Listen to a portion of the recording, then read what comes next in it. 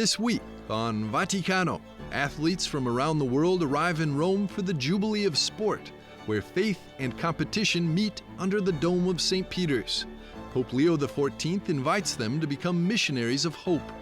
Discover the Vatican's own Athletica Vaticana and hear the inspiring story of a Paralympian who turned personal tragedy into a journey of faith and resilience. Vaticano starts now.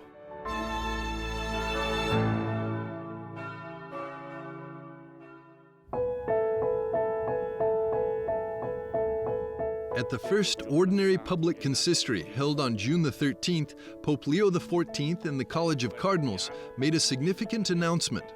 The canonizations of Blessed Pier Giorgio Frassati and Blessed Carlo Acutis have been scheduled together for September the 7th, 2025. Originally planned for separate ceremonies during the Jubilee Year 2025, the canonizations were rescheduled following the death of Pope Francis and the election of Pope Leo XIV.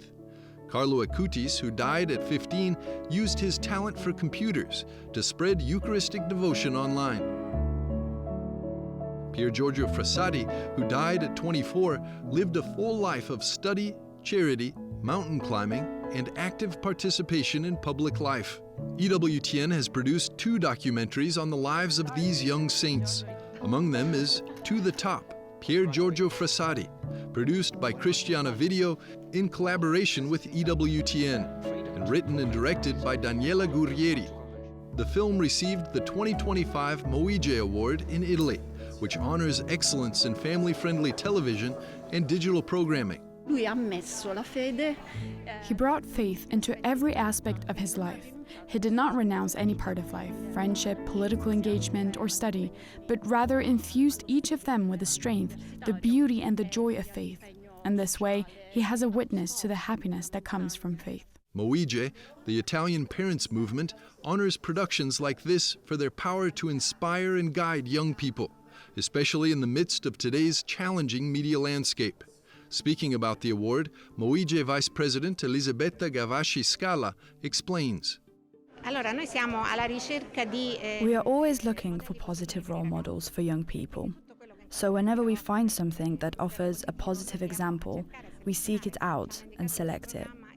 This program was recommended to us and we immediately loved it because it features a young man who loves life, loves the mountains, and enjoys being with his friends. Daniela Gurrieri has also produced a documentary for EWTN on the life of Carlo Acutis. The work on Carlo Acutis was different from that on Frassati because it wasn't a fiction film but a documentary, so we primarily worked with interviews. But these interviews left a deep impression on us because we spoke with people who had known him personally. Not only his mother, of course, but also his Indian housekeeper, his friends from Assisi, and all those who, in one way or another, were part of his brief life. And this is what strikes you most about Carlo. Despite such a short life, he was able to fully live out his faith and his spiritual dimension in a way that truly moves and even shocks you. The canonizations of Pier Giorgio Frassati and Carlo Acutis will take place on September the 7th, 2025, bringing together young people from around the world for a single ceremony at the heart of the Catholic Church in Rome.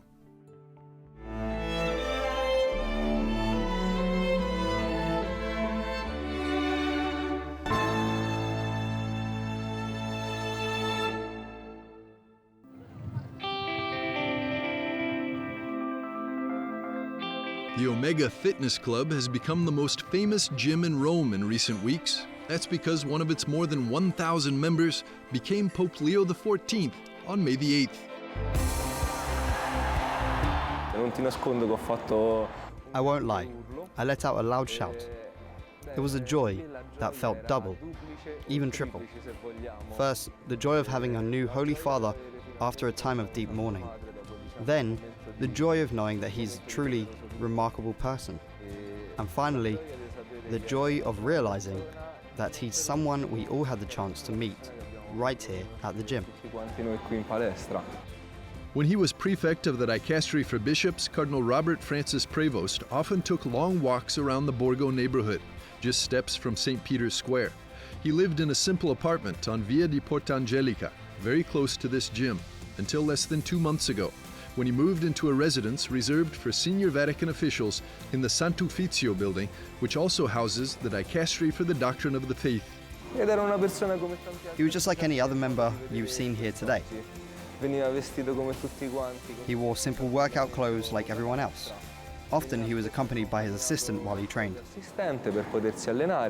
A well-known tennis enthusiast, then Cardinal Robert Francis Prevost, would spend his free time using the cardio machines, but also the stationary bikes and treadmills, designed to improve cardiovascular endurance and burn calories. A fitness-conscious Pope offering an example of the importance of leading a healthy lifestyle. He's a small beacon that shows us all, if he can do it, we can all take care of ourselves and exercise. I think it's a great message for all of us.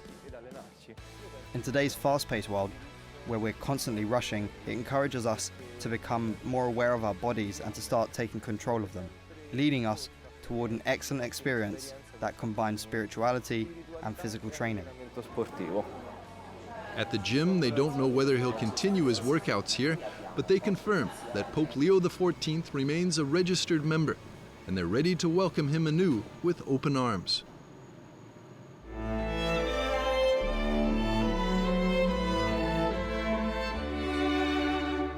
In a few moments, we'll discover how the Jubilee of Sport brings athletes from around the world to Rome, where faith and competition meet under the dome of St. Peter's.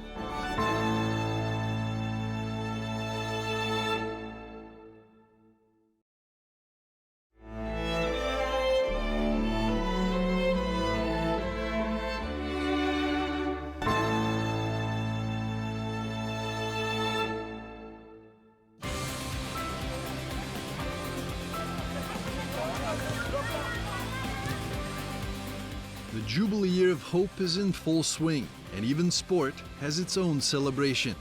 Athletes from every continent, Olympians, Paralympians, youth, and families, gathered in Rome to celebrate faith and athleticism.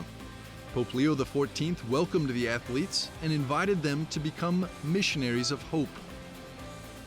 Sports are animated by hope, in the sense that they involve striving towards a goal, constantly trying to improve our performance and learning to work with others as a team. At the Trinity Sunday Mass, the Pope reflected on how sport reveals the mystery of God. Then the Pope highlighted three virtues of sport: cooperation over isolation, presence in a digital age, and humility, learning to lose and rise again. He said that champions are not machines, they're real people who get up after each fall. The Jubilee of Sport was organized by the Dicastery for Culture and Education, led by Cardinal José Tolentino de Mendonça, together with the Italian Olympic Committee. A champion doesn't just wake up one morning and find themselves great. No, they have to train constantly. And it's the same with the Christian life. We don't wake up in the morning and discover we're saints. No, the path to holiness is truly a continuous ascent. Leading the Vatican's role in sport is its official multi-sport association, Athletica Vaticana, founded in 2018 within the Dicastery for Culture and Education.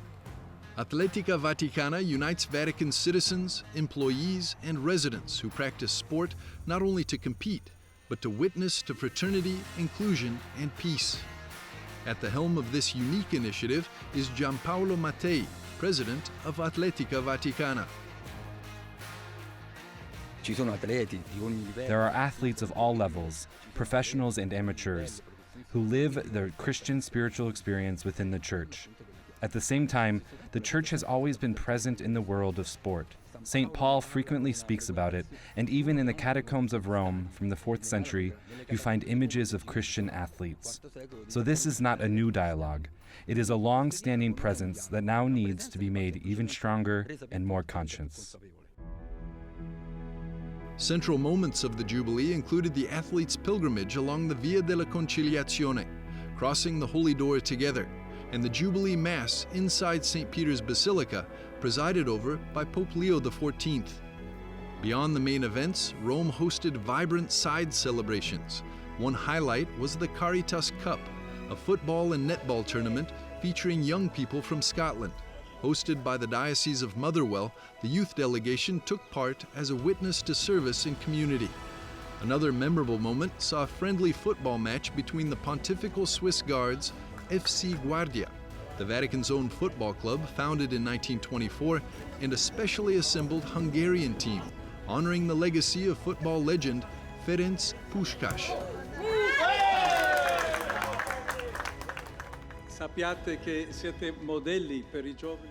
In the days leading up to the Jubilee, Pope Leo XIV also welcomed the entire field of the Giro d'Italia as they entered Vatican territory for the first time in history. The 159 riders pedaled a 3-kilometer neutralized route through the Vatican gardens, past Marian shrines and Lourdes Grotto replica, before exiting via the Perugino Gate, transforming their final stage into a symbolic pilgrimage on wheels. The Jubilee of Sport shows that sport is more than competition. It's a path of hope, fraternity, and faith in motion that leads us closer to God.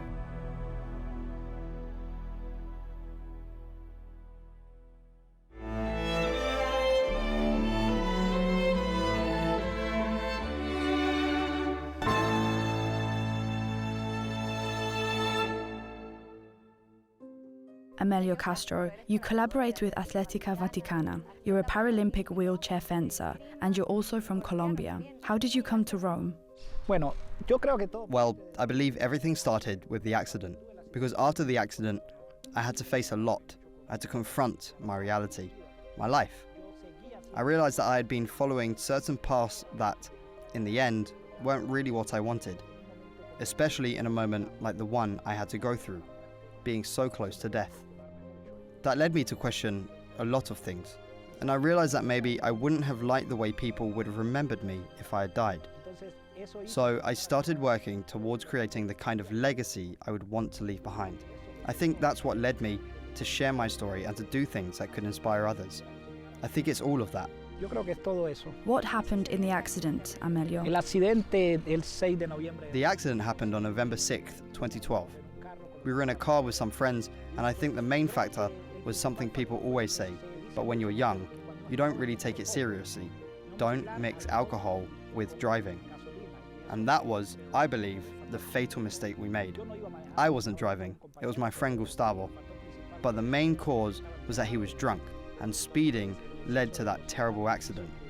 Today, I even call it a wonderful accident, because it's been that whole process that has shaped my character. And the consequences were serious. How did it affect your health? Well, there were 6 of us in the car. I should clarify that I was the only one who was seriously affected, and rather than seeing it as something tragic, I say that these are God's processes. It took me 7 years to fully understand it, but I believe it's part of God's plan, because once I started to accept it, I realized it has actually been wonderful. It has given me a purpose in life. Yes, I lost the ability to walk due to a spinal cord injury. For a long time, I was focused on standing up, on walking again. But then I began to understand that even in a wheelchair, I could still move forward. I could still grow. I realized that while I was worried about my therapy and recovery, life wasn't waiting for me. As I always say, time waits for no one. That realization motivated me to stop seeing this as a tragedy and instead view it as an opportunity to see life from a different perspective. So I consider it a privilege.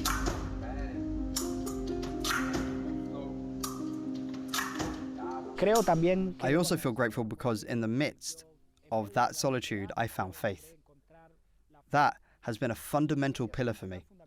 I began to deepen my relationship with God, and His grace has never left me. I discovered sports, which started to bring my dreams and hope back. I already had hope, but sports gave me back the desire to live, the motivation for everything. I began to see that I could still be a citizen who can contribute and give a lot. And that's what I'm working and fighting for, to make those purposes a reality. The things I've achieved may not seem like much to me, because when I reach them, I know it's God's grace that allows me to achieve them, and it's not so difficult. But I'm very aware that without God's grace, none of this would be possible.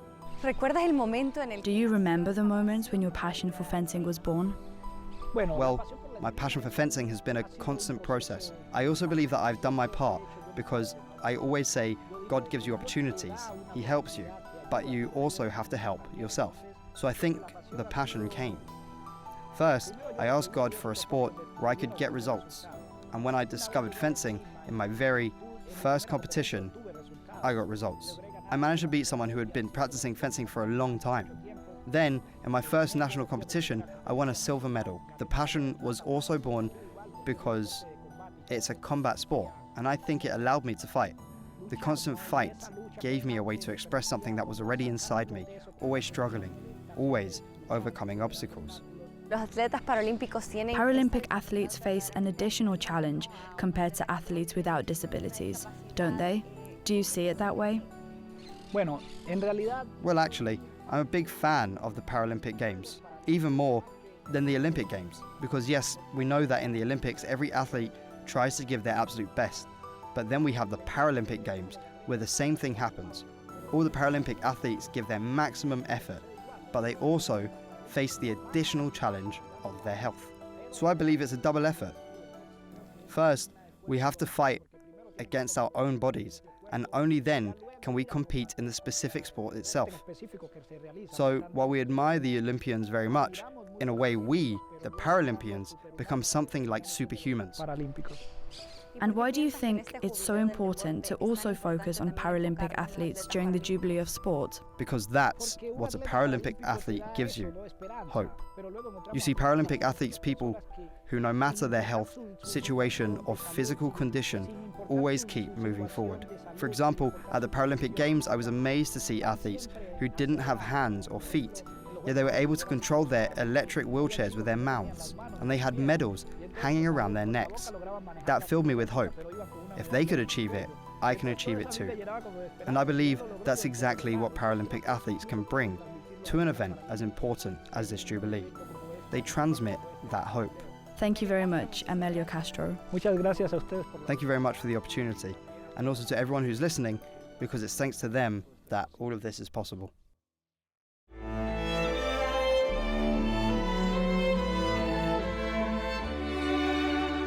We'll be back after a short break with more on Vaticano.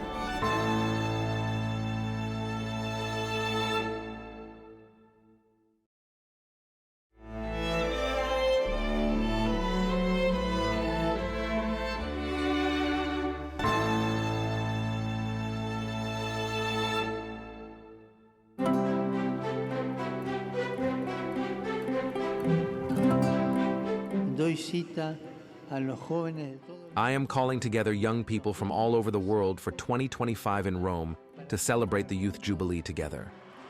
El Jubileo de los Jóvenes.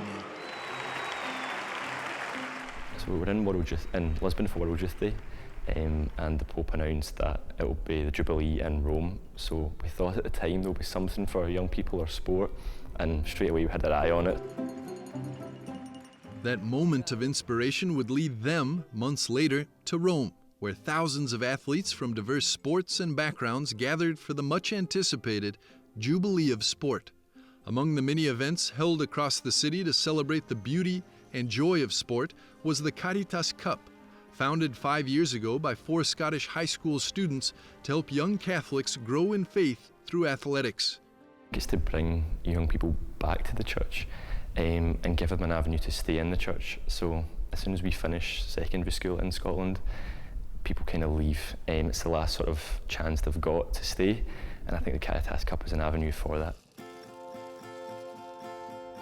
In dioceses and schools across Scotland, the Caritas Cup organizes local tournaments that bring together young people from Catholic schools and parishes.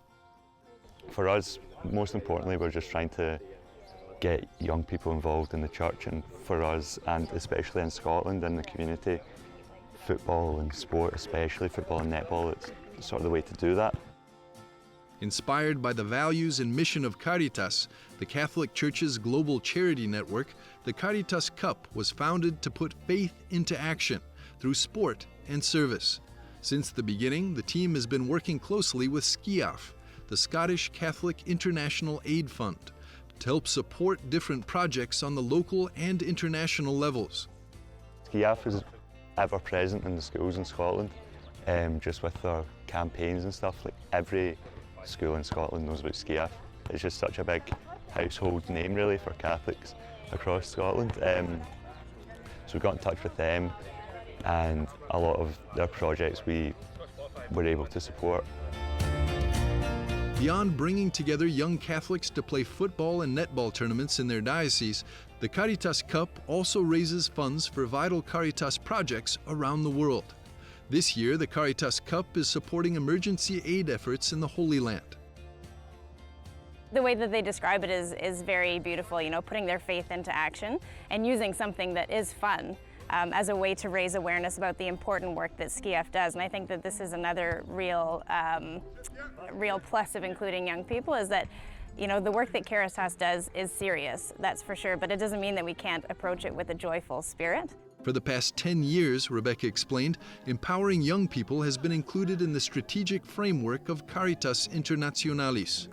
Their goal is to work together to raise awareness about issues that are affecting the global community that might not be as obvious in Scotland. The challenges that the world is facing change every day and change quickly, and something that young people are particularly good at are thinking creatively and being energetic and being hopeful and reminding us that we can, you know, work in new ways to address the challenges of today and meet people's needs today.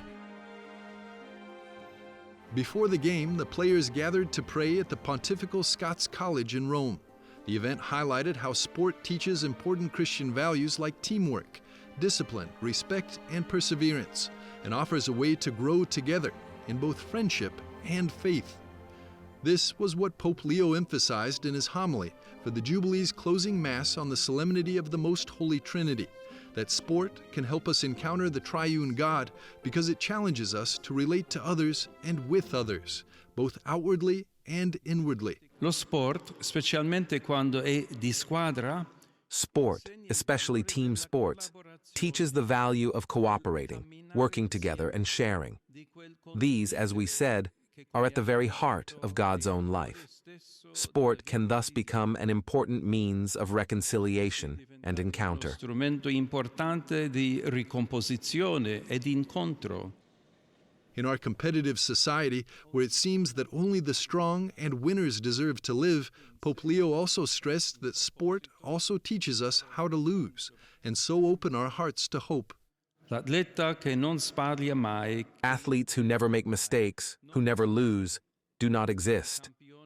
Champions are not perfectly functioning machines, but real men and women who, when they fall, find the courage to get back on their feet. di rialzarsi. Pope Leo recalled the straightforward and luminous life of Blessed Pier Giorgio Frassati, who taught us that just as no one is born a champion, no one is born a saint, and that it is daily training in love that brings us closer to the final victory. I think that the virtues from sport can also continue into your faith, and I think for us as well, we've spoke about this previously, is failures. We have failures in sport, but you also have failures in faith and times we need to get back up again. It's also, the young men explained, a chance to grow in both human and Christian virtues by learning to support one another and work together as a team. Especially in Scotland, there's a real sort of camaraderie and a sort of teamwork, and I think that's the beauty of the Caritas Cup. You're not on your own, and then it's the same for faith. So it's not just in sport, you're not on your own, it's in faith. There's always people there, and we want to be that people for anyone who can come to. From the way the day unfolded, with prayer, teamwork, and a shared spirit of joy, it's clear that the goal wasn't merely to play. I think what's important for us is we're not trying to make faith cool. I don't think that works, but it's accessible, and I think this is a way to do it. For us, we just had to show people it's not something to be embarrassed about, and in Scotland that is probably the issue that people have. So this is a way for young men and young women to show their faith, and it's not the end goal. So playing football, playing netball is not what we want. All we want is people actively involved in the church, actively involved in Caritas, and in the end it's much bigger than just a game of football.